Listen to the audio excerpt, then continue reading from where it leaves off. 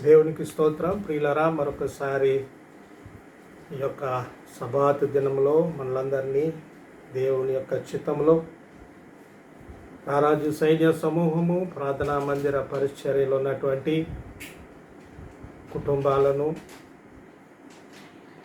పిల్లల మొదలుకొని పెద్దల వరకు ఆయన బాహులో దాచుకొని ఎవరికి ఎటువంటి అపాయం జరగకుండా, శోధనలో పడకుండా కీడును తప్పించి సంరక్షించి పోషించినటువంటి సర్వశక్తుడైన పరమ తండ్రికి నేను ముందుగా కృతజ్ఞత తెలియజేసుకుంటున్నాను.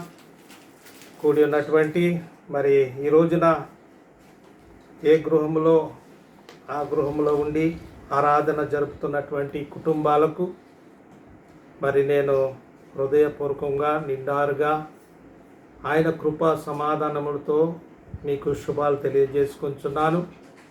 మరి ముఖ్యంగా మరి మన సంఘ బిడ్డలందరూ చేతి పిన్నుల మీద వారి యొక్క కష్టార్జితం మీద ఆధారపడినటువంటి కుటుంబాలు, మరి వాతావరణం చూస్తే బయటికి వెళ్ళలేని పరిస్థితి, మరి ఏ రీతిగా మరి పరమ తండ్రి మనల్ని పోషిస్తున్నారు, ఏ రీతిగా మీరు ఉంటున్నారో మాకైతే తెలియదు. కానీ ఆయన కృప, ఆయన కనికరం బట్టే మనము ఈ రోజున ఈ స్థితిలో ఉన్నాము. అందుని బట్టి ముందుగా దేవాది దేవునికి స్తోత్రాలు, కృతజ్ఞతలు తెలియజేసుకుంటున్నాం. అందరూ మరి బాగుగా ఉన్నారని రూఢిగా నమ్ముచున్నాను. ఏ స్థితిలో ఉన్నప్పటికీ ఆ స్థితిలోనే మనము ఆనందించబద్దులమై ఉన్నాం. ఇది దేవుని కృప, దేవుని చిత్తం. కాబట్టి దేవుని చిత్తమునకు మనం లోబడి ఆయన మీద విశ్వాసముతో ముందుకు కొనసాగాలి. అదే మన క్రైస్తవ జీవితంలో నెరవేర్పు. పరమ తండ్రి స్తోత్రం. మరి ఈ యొక్క శుభదినము కొరకు దేవుడిచ్చినటువంటి జీవాహారంలోనికి, వాగ్దానంలోనికి ప్రవేశిందాము. మరి నిర్గమాకాండము ఈ వారం దేవుడు మనకిచ్చిన వాగ్దానము. నిర్గమాకాండము 14వ అధ్యాయము 5 నుండి 14 వరకు ఈరోజు మనం ధ్యానం చేసుకుందాం. 5 నుండి 14 వరకు నిర్గమాకాండము 14వ అధ్యాయము 5 నుండి 14 వరకు నేను చదువుతున్నాను. శ్రద్ధగా ఆలకిందాము, తర్వాత ముందుకు వెళ్దాం. ప్రజలు పారిపోయినట్లు ఐగుప్తు రాజునకు తెలుపబడినప్పుడు ఫరో హృదయమును, అతని సేవకుల హృదయమును ప్రజలకు విరోధముగా త్రిప్పబడి, మన ఎదుట మనమెందుకు ఇలాగు చేసితిమి, మన సేనలో నుండకుండా ఇశ్రాయేలును ఎందుకు పోనిచ్చితిమి అని చెప్పుకునిరి. అంతటా అతడు తన రథమును సిద్ధపరుచుకొని తన జనమును తనతో కూడా తీసుకొని పోయెను. మరియు అతడు శ్రేష్టమైన 600 రథములను ఐగుప్తు రథములన్నిటిలోని వాటిలో ప్రతి దాని మీద అధిపతులను తోడుకొని పోయెను. హషేము ఐగుప్తు రాజు అయిన ఫరో హృదయము కఠినపరచగా అతడు ఇశ్రాయేలులను తరిమెను. అట్లు ఇశ్రాయేలును బలిమి చేత బయలు వెలుచుండిరి. ఐగుప్తీయులు అనగా ఫరో రథముల గుర్రములన్నీ అతని గుర్రపు రౌతులను, అతని దండును వారిని తరిమి బయల్సలోపోను ఎదుటనున్న పిహాహిరోతునకు సమీపమైన సముద్రము దగ్గర వారు దిగి ఉండగా వారిని కలుసుకునిరి. ఫరో సమీపించుచుండగా ఇశ్రాయేలులు కన్నులెత్తి ఐగుప్తులు తమ వెనుక వచ్చుట చూచి మిక్కిలి భయపడి హషేముకు మొర్రపెట్టిరి. అంతటా వారు మోషేతో, ఐగుప్తులో సమాధులు లేవని ఈ అరణ్యములో చచ్చుటకు మమ్మను రప్పించితివా? మమ్మను ఐగుప్తులో నుండి బయటకు రప్పించి మమ్మను ఇట్లు చేయనేలా? మా జోలికి రావద్దు. ఐగుప్తులకు దాసుల మగుదమని ఐగుప్తులో మేము నీతో చెప్పిన మాట ఇదే కదా. మేము ఈ అరణ్యమందు చచ్చుట కంటే ఐగుప్తులకు దాసుల మగుటి మేలని చెప్పిరి. అందుకు మోషే, భయపడుకుడి, హషేము మీకు నేడు కలుగజేయు రక్షణ మీరు ఊరక నిలుచుండి చూడుడి. మీరు నేడు చూచిన ఐగుప్తుడిక మీదట మరెన్నడూ చూడరు. హషేము మీ పక్షమున యుద్ధము చేయును, మీరు ఊరకయే ఉండవలని ప్రజలతో చెప్పాను. పరమ తండ్రి స్తోత్రం.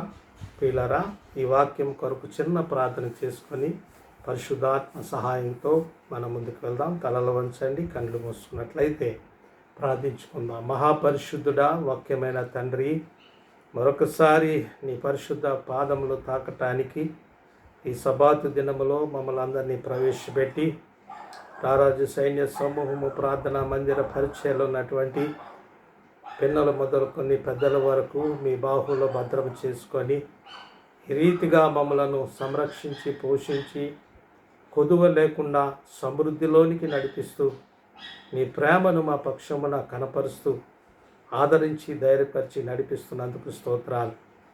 నాయనా, ఈరోజు మీరిచ్చిన వాగ్దానంలోనికి మేము ప్రవేశించుచుండగా నీ కార్యములు మీరు జరిగించండి. అల్పుడైన నన్ను నీ సిలుచాటును మరుగు చేయండి. నా నోటిని నీ పూరగా వాడుకొని మీరే నేరుగా నీ బిడ్డలతో మాట్లాడి నీ కార్యములు జరిగించి మమ్మలను బలపరిచి ముందుకు నడిపించమని అతి త్వరలో రాబోచున్న నాదుడు ప్రియ రక్షకుడైన మెస్సయ నామములో ఈ మనవులు విన్నవించుకొని వేడుకొనుచున్నాం పరమ తండ్రి. ఆమేన్. పరమ తండ్రి స్తోత్రం. ప్రియులారా, మరొకసారి చదవబడినటువంటి వాక్యాన్ని మీరు గమనించుంటారు.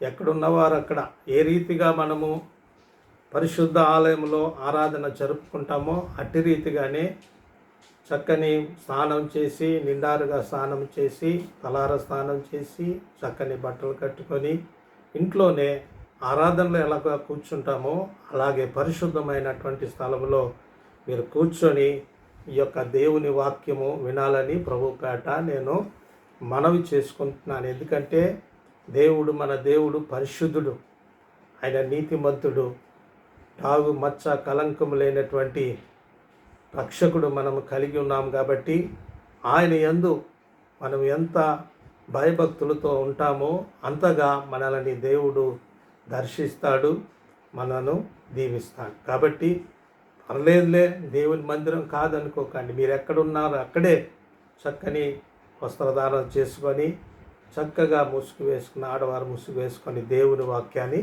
వింటూ మరి ముందుకు కొనసాగుదాం. ప్రియులారా, మరి చదవబడినటువంటి వాక్యం 14వ అధ్యాయము నిర్గమకాండము 5 నుండి 14 వరకు చదివాం. ఇక్కడ చూసినట్లయితే ప్రియులారా, మరి ఐగుప్తులో దేవుని కార్యాలు ఇశ్రాయేలు ప్రజలు చూశారు.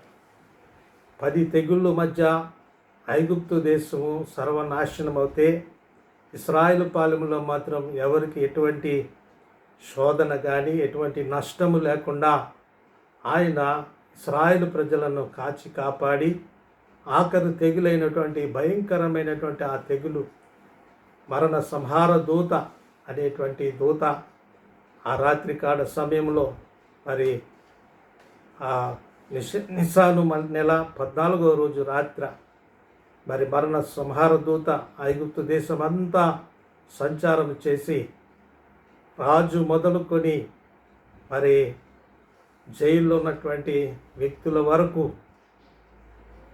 తొలిసూరు పిల్లల్ని హతము చేసింది. ఆ యొక్క హతము చేయబడినటువంటి కుటుంబము ఎక్కడా లేదు.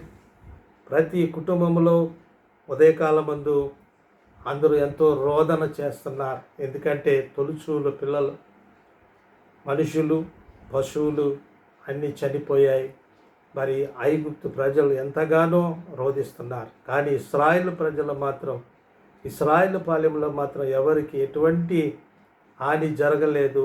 వారు ఎంచగా పస్కా పండుగ ఆచరించి సంతోషంగా ఉన్నారు. మరి పొద్దునకల్లా మరి మోషేకు కబురు పంపాడు. ఫరో రాజు అన్నాడు, మీ దేశం మీరు వెళ్ళిపోండి, మీ దేవుణ్ణి కొలుసుకుంటాకి మీరందరూ పిల్ల జల్లతో పశువులు గొడ్డుతో సమస్తంతో ఈ దేశం వదిలి వెళ్ళిపోమన్నారు. వారు ఐగుప్తు దేశం నుండి బయటకు వచ్చేసారు.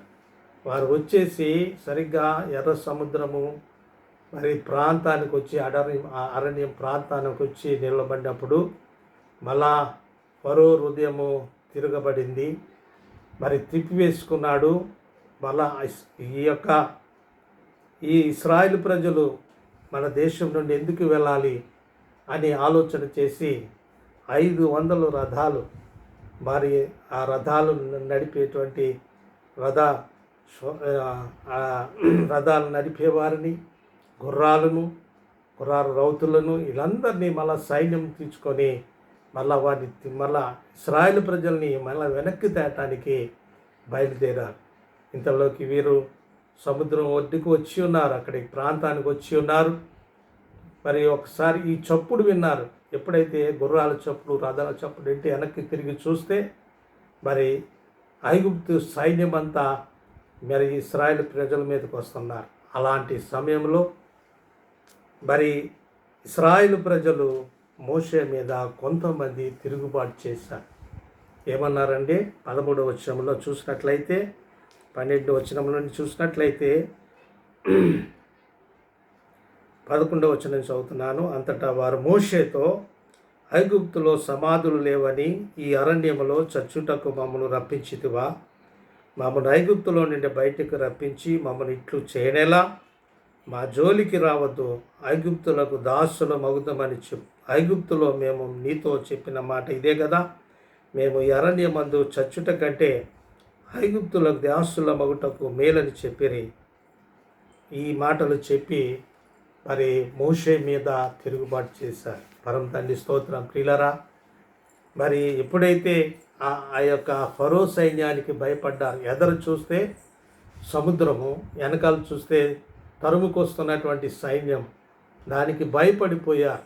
దేవుడు చేసినటువంటి కార్యాలన్నీ చూశారు.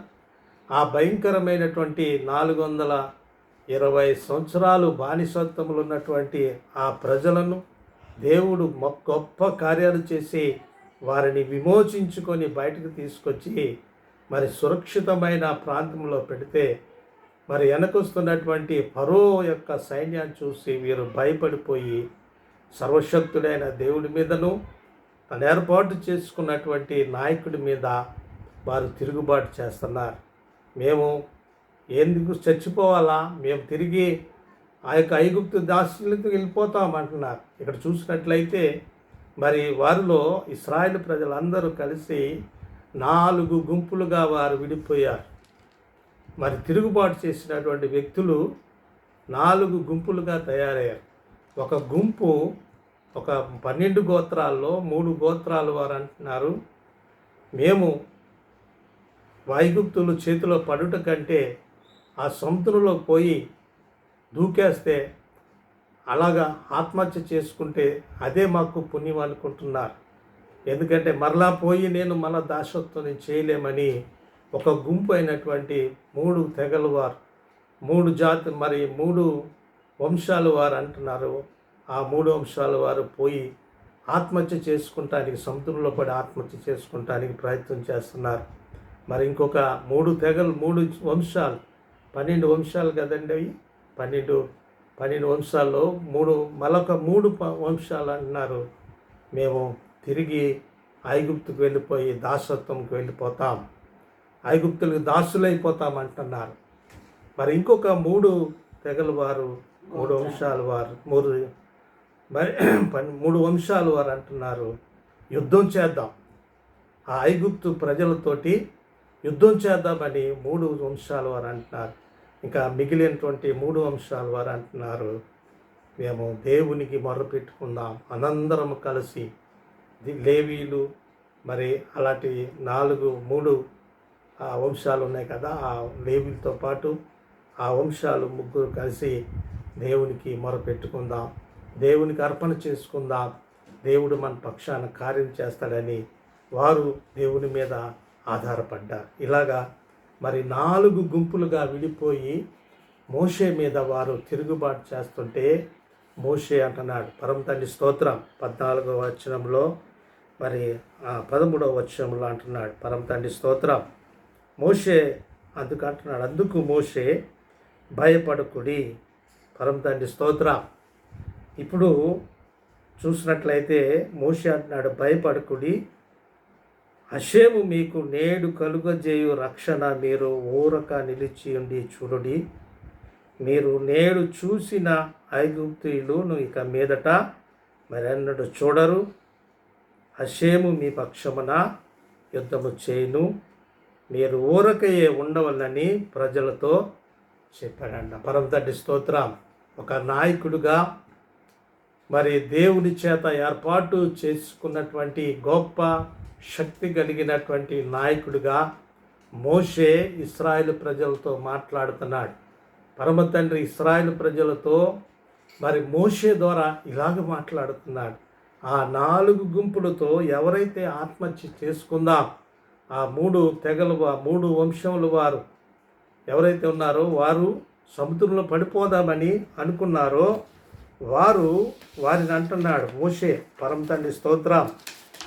ఎవరంటే ఆ గోత్రాలు వారు, మొదటి గోత్రం, ఆ యొక్క మొదటి గుంపు వారు రూబేను గోత్రము, సిమియోను గోత్రము, ఇల్షాగారు గోత్రము. ఈ 3 గోత్రాల వారు సముద్రంలో పోయి చచ్చిపోదాం అనుకుంటున్నారు. పడిపోయి చచ్చిపోదాం, కానీ మరి తిరిగి ఆ యొక్క ఫరో చేతిలో మేము పడకూడదు అనుకొని మరి అట్టి నిర్ణయం తీసుకుంటే మోషే వారి పక్షమున సర్వశక్తుడైన దేవుని యొక్క మాట ద్వారా మాట్లాడుతున్నాడు. పరమ తండ్రి స్తోత్రం. వారిని భయపడుతున్నాడు, వారిని బలపరుస్తున్నాడు.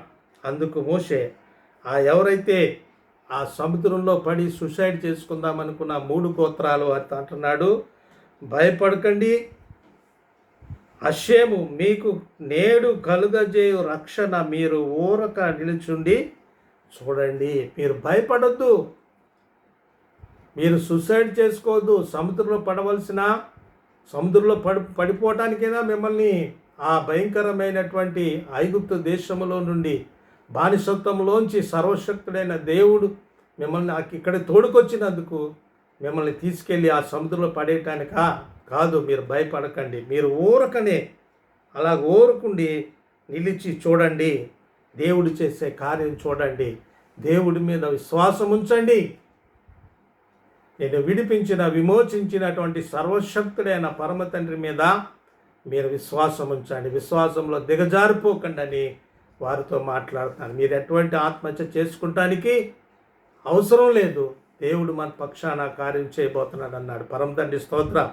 మరి 2వ గుంపుగా మనం చూసినట్లయితే 2వ గుంపు వారు ఏమన్నారు, తిరిగి మళ్ళా మేము ఐగుప్తీయులకి బానిసత్వంలోకి వెళ్ళిపోతామన్నారు.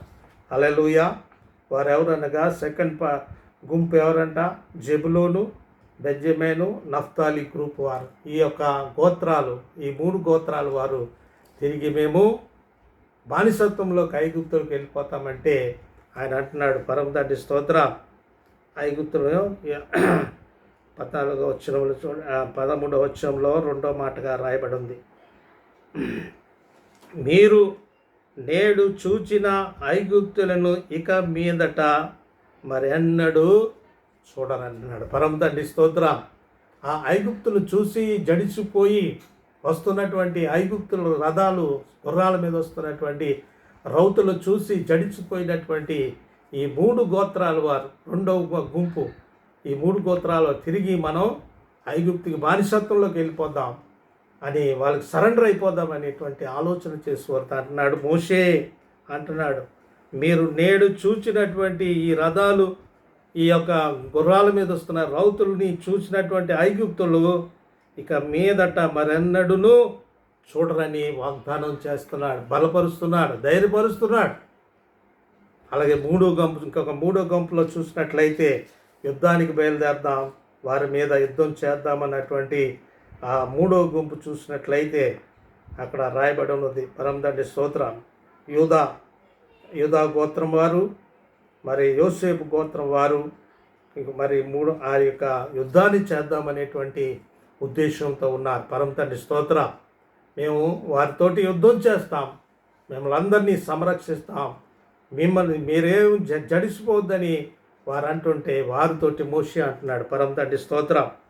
ఇక్కడ 3వ గుంపుతో మోషే అంటున్నాడు. 14వ వచనం మొదటి మాట, హషేము మీ పక్షమున యుద్ధము చేయును. హల్లెలూయా.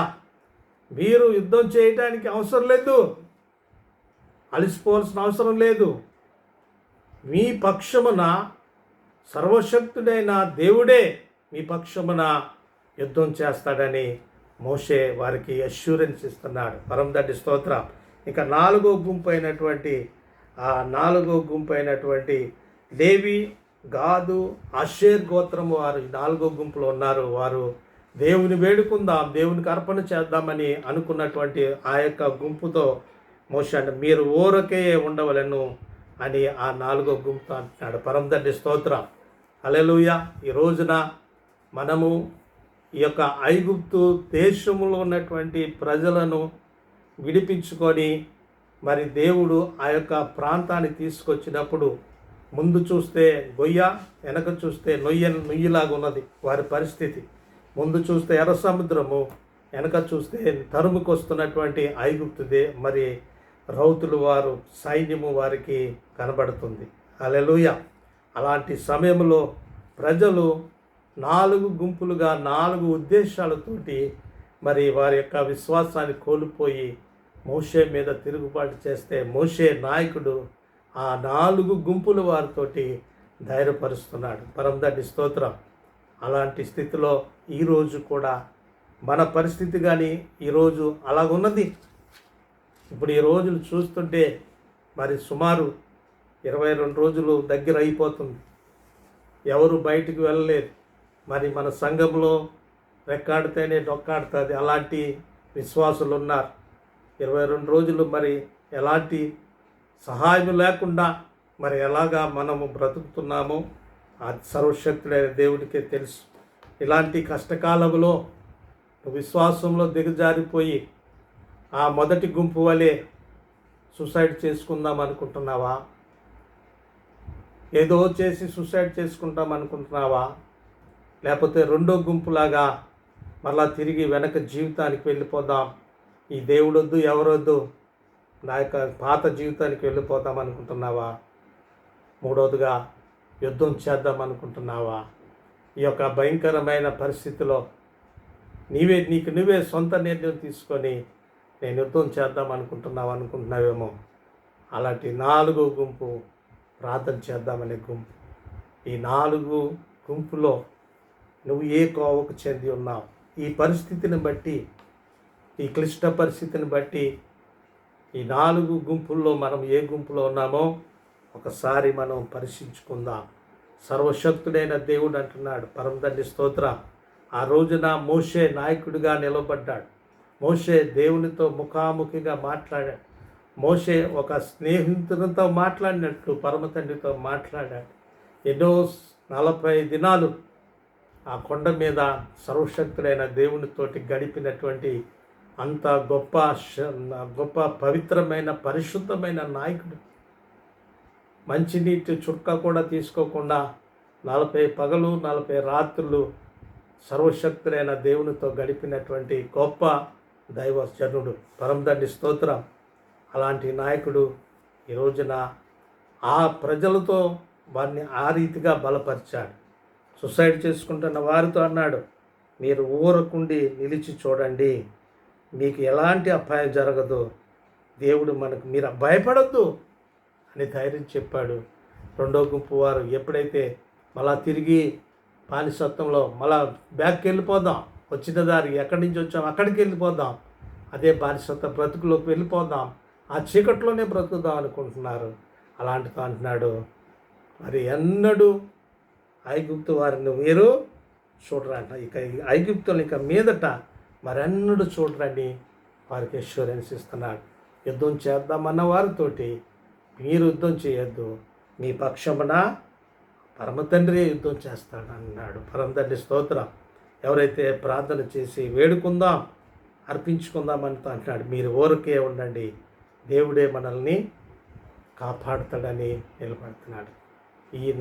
ఆ రోజున మోషే నిలబడ్డాడు. ఈ రోజున మనకున్న పరిస్థితిని బట్టి మనల్ని బలపరచడానికి మన నాయకుడు మన కొరకు ప్రాణం పెట్టి వెల చెల్లించి మనలను విమోచించినటువంటి రక్షకుడు నాయకుడుగా నీ ఎదుట నిలబడి మీరు ఊరకనే ఉండండి. ఎవరైతే సూసైడ్ చేసుకోవాలని ఆశపడుతున్నారు, మరి ఎందుకు ఈ బ్రతుకు, నేను చచ్చిపోవటమే మేలు అనుకుని బాధపడుతున్న వ్యక్తులతో మీరు ఊరకే ఉండండి, ఆయన చేసే కార్యం మీరు ఊరక నిలిచి చూడండి అని యేసయ్య నీతో మాట్లాడుతున్నాడు. నీ కొరకు ప్రాణం పెట్టినటువంటి మెస్సయ్య, నీ కొరకు వెల చెల్లించినటువంటి మెస్సయ్య నిన్ను ఊరికనే వదిలేసే తండ్రి కాదు. ఆయన కార్యం చేసి నీ పక్షమున నిన్ను ధైర్యపరచడానికి నువ్వు భయపడద్దు, నువ్వు ఊరకనే నిలిచి ఉండు, అంటే కార్యాలు చూస్తావు అంటున్నాడు. పరమదండ్రి స్తోత్రం. ఎవరైతే తిరిగి వెనక్కి పోదాం, ఎక్కడి నుంచి వచ్చాం అక్కడికే పోదాం, అదే బానిస బతుకుదాం అనేటువంటి వ్యక్తులతో అంటున్నాడు. ఈ పరిస్థితులను బట్టి దేవుడు వద్దు, దయవద్దు, ఏమొద్దు, అలా వెనక్కి పోదాం అనేటువంటి స్థితిలో నువ్వు ఉంటే అలాంటిది అంటున్నాడు. నువ్వు చూస్తున్నటువంటి ఐగుప్తులను మరెన్నడూ నువ్వు చూడవు, నేను తరుముతున్నటువంటి సమస్యలు మరెన్నడూ చూడవు. ధైర్యంగా ఉండని బయలుపరుస్తున్నాడు, బలపరుస్తున్నాడు. మూడో గుంపు యుద్ధం చేద్దాం, పోరాడదాం అనేటువంటి గుంపుతో అంటున్నాడు. నువ్వు యుద్ధం చేయవలసిన పని లేదు. నీ పక్షమున ఆయనే యుద్ధం చేస్తాడు, ఆయనే యుద్ధం చేస్తున్నా అంటున్నాడు. నాలుగో గుంపు ఎవరైతే ప్రార్థన చేసి యాచన చేద్దామన్నవారు వారితో మీరు ఊరకనే ఉండండి, దేవుని కార్యాలు చూస్తామంటాడు. ఈ కార్యాలు మన జీవితంలో చేయటానికి మన రక్షకుడు మన కొరకు వెల చెల్లించి నన్ను మనలందరినీ విమోచించినటువంటి మెస్సయ్య నాయకుడుగా మన మధ్యన నీ సమస్యలో నిలబడి మనతో ఈ మాట మాట్లాడుతున్నారు.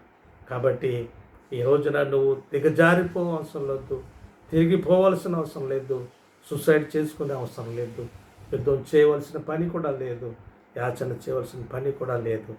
దేవుడే నీ పక్షమున కార్యం చేయటానికి ఆయన సిద్ధంగా ఉన్నాడు. పరమతండ్రి స్తోత్రం.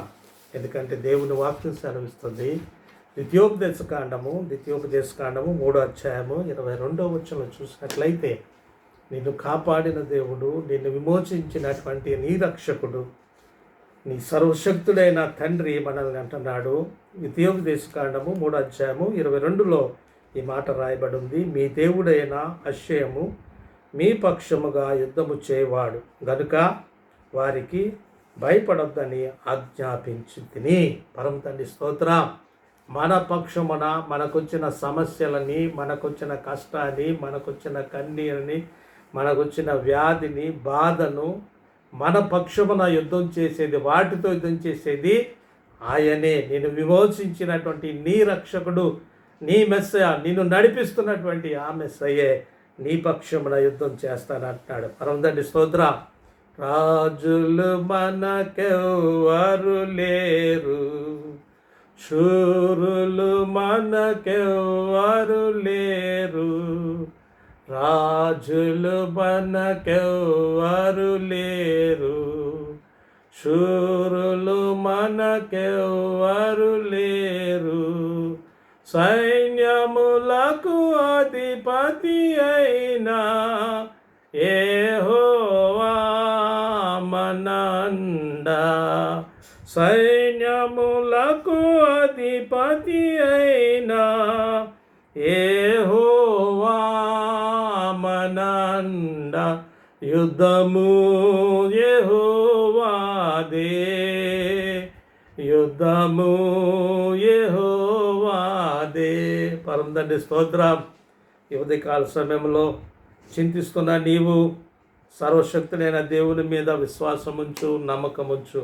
ఆయన యెషయా గ్రంథము 30వ అధ్యాయము 15వ వచనములో ఈ మాట ద్వారా మనం ధైర్యపరుస్తున్నాడు. యెషయా గ్రంథం 30వ అధ్యాయం 15వ వచనములో ఈ రీతిగా ఉన్నది. ప్రభువును ఇశ్రాయేలు యొక్క పరిశుద్ధ దేవుడు నాకు అక్షయం ఇలాగ సెలవిచ్చుచున్నాడు, మీరు మరలు వచ్చి ఊరక ఉండుట వలన రక్షింపబడుదురు, మీరు ఊరకుండి మీ నమ్ముకొనుట వలన మీకు బలము కలుగును. మరి ఈ స్థితిలో కూలి పని చేసుకోలేం, నాలి పని చేసుకోలేం, మన చేతి పనులు చేసుకోలేం. కానీ ఈ స్థితిలోనే అంటున్నాడు, ఆయన సెలవిస్తున్నాడు, మీరు తిరిగి వచ్చి ఊరకుండుట వలన రక్షింపబడతాం.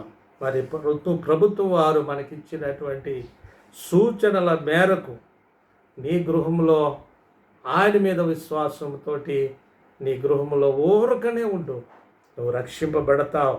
ఆ భయంకరమైనటువంటి కరోనా వైరస్ నీ మీదకి రాకుండా ఆయన కాపాడుతాడు, రక్షిస్తాడు. పరమ తండ్రి స్తోత్రం.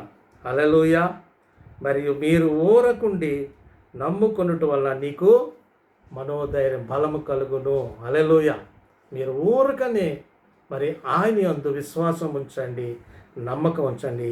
అది మీకు బలాన్ని ఇస్తుంది, మనోధైర్యాన్ని బలపరుస్తుంది, నిబ్బరం కలిగి మనం ఉంటాం. దేవుని స్తోత్రం.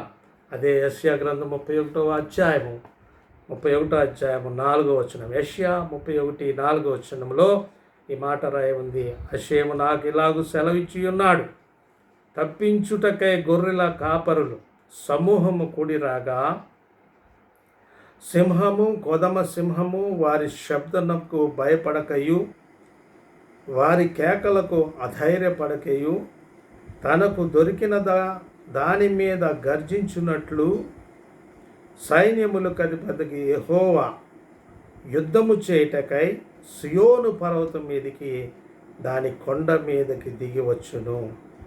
5వ వచనంలో పక్షులు ఎగురుచు తమ పిల్లలను కాపాడునట్లు సైన్యములకు అధిపతిగా హషేము యెరూషలేమును కాపాడును, దాన్ని కాపాడుచు విడిపించుచుండును, దానికి హాని చేయక తప్పించునుండును. పరమ తండ్రి స్తోత్రం. హల్లెలూయా. మరి పక్షులు ఎగురుచు తమ పిల్లల్ని కాపాడుకునే రీతిలో మరి మన దేవుడు, మన పరమ తండ్రి మరి మనలను కాపాడుతానంటున్నాడు, విడిపిస్తానంటున్నాడు. ఎలాంటి హాని నీ దగ్గరికి రాకుండా ఆయన కాపాడుతానని యెషయా 31:5 వచనంలో మాట్లాడుతున్నాడు. కొదమ సింహం గర్జించినట్లు సైన్యములకు అధిపతికి హషేము యుద్ధం చేయుటకై సియోను పర్వతం మీదకి దాని కొండ మీదకి దిగి వచ్చి ఉన్నాడు. పరమ తండ్రి స్తోత్రం. నీ మీద వచ్చినటువంటి వ్యాధి బాధలు సమస్తాన్ని ఈ భయంకరమైన పరిస్థితిలో ఆయనే నీ పక్షమున యుద్ధం చేయటానికి కోదమ సింహము వలె, యూదా గోత్రపు సింహం వలె ఆయన మరి సియోను కొండ మీద దిగి వచ్చినాడు. ఓ సహోదరుడా, సహోదరి, ధైర్యముగా ఉండు, భయపడద్దు. మోషే నాయకుడు ఆ రోజున ఇశ్రాయేలు ప్రజలను మరి బలపరిచాడు.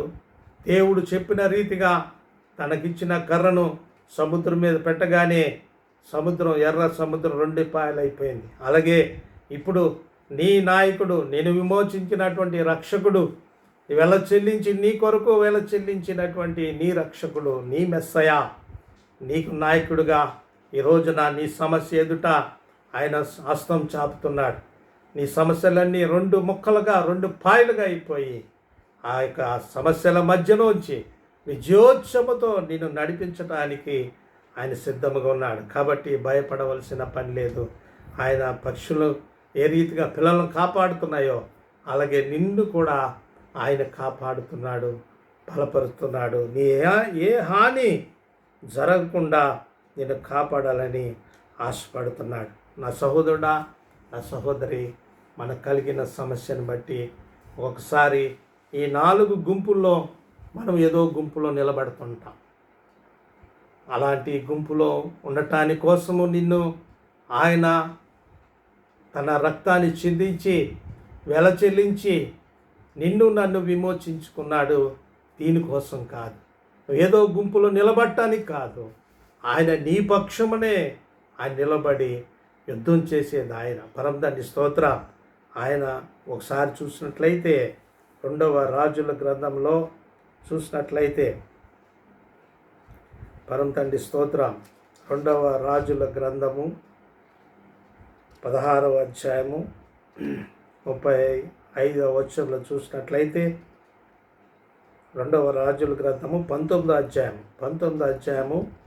35వ వచనంలో చూసినట్లయితే హిజ్కియా రాజు మీదకి సన్హెరీబు పంపినటువంటి అష్షూరు రాజు అయినటువంటి సన్హెరీబు యుద్ధానికి వస్తే హిజ్కియా రాజు దేవుని సన్నిధిలో ప్రార్థన చేసుకొని నిలబెడితే మరి పరమ తండ్రి ఆయన పక్షమున ఏం చేశాడు చూడండి. 35వ వచనంలో ఆ రాత్రియే హషేము దూత బయలుదేరి అష్షూరు వారి దండుపేటలో చొచ్చి 185,000 మందిని హతము చేశాను.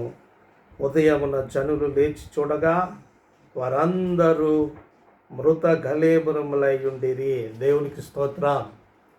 తన తండ్రి, పరమ తండ్రి దూత, ఒక్క దూత ఒక రాత్రి ఎంతమంది చంపి 1,85,000 మందిని హతం చేశాడు.